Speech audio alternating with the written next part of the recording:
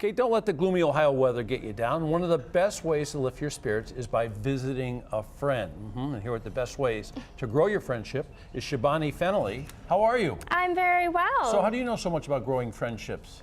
Well, I think I'm a very good friend. And one of the things that I've done a lot over the past year. We should get some of your friends here to Yes, to we back should it up. have my friends. I'm here alone. Okay.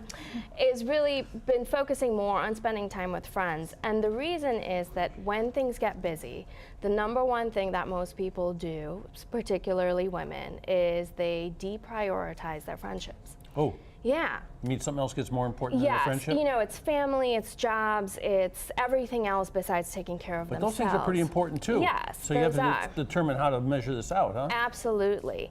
And the research shows, you know, institutions like the Mayo Clinic and others have done extensive research, and what they've shown is that cultivating and maintaining strong relationships, particularly friendships, can help you lead a happier, healthier life. You know, there's impacts, positive impacts on mental health, on your BMI, and just your general well-being. So I think it's really important that really everybody take that time, even when things are busy, to do some things with their friends.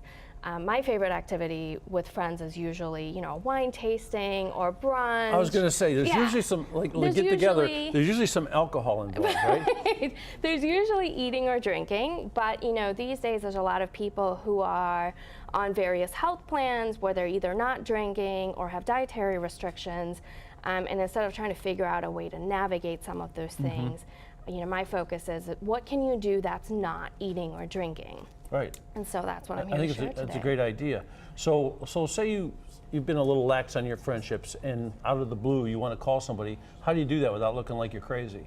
You know, I think the important thing is to just make that first step. Frankly, everybody's so busy that they're not going to notice that, oh, it's been a while since they've reached out, and just making that first step, whether it's a text, whether it's a phone call, to just start to make those plans. And I think, you know, it doesn't have to be super complicated. One of my favorite things to do is actually go outside. So plan a date with a friend that involves doing something outside, and then not only are you getting the benefits of that friendship, but you're getting the benefits of being outdoors in nature and enjoying some sunshine and fresh air. There's a great group in Cleveland called the Cleveland Hiking Club, and they do various hikes throughout the month, and they have various, you know, degrees of difficulty and various distances, and that's a great thing to go do with a friend.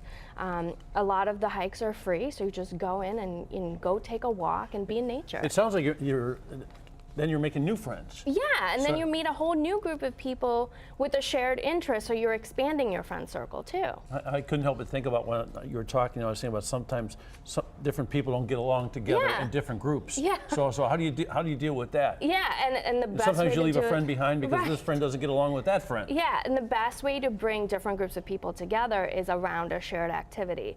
So one of the other things that I recommend is start a book club. It doesn't have to be very fancy. You can have, you know, sort of loose rules around what it is, but if you have a book club that's around a central theme, a lot of my friends are really into true crime, so you could have a book club that's Right. on true crime and talk about what's going on. And that's actually a great one to also do with friends that are out of town. Right. So you could set up like a Google chat or Skype or FaceTime and get people together that way too. I've seen a couple movies that were based on book clubs, and you know the book is sort of like the attention getter, gets Yeah. them in the middle, but the story is really about the interaction between all the friends. And it's just a great way to get people together around a common theme.